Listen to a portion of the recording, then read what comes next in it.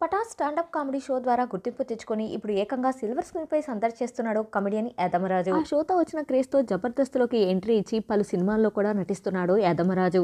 ఈ విధంగా బుల్లితెర నుంచి సిల్వర్ స్క్రీన్ వరకు వెళ్లిన టాలీవుడ్ ప్రముఖ కమెడియన్ యాదమరాజు త్వరలోనే తండ్రి కాబోతున్నట్టుగా గుడ్ న్యూస్ ని షేర్ చేసుకున్నాడు. గత ఏడాది యాదమరాజు యూట్యూబర్ స్టెల్లా రాజుని ప్రేమించి పెళ్లి చేసుకున్న సంగతి తెలిసిందే.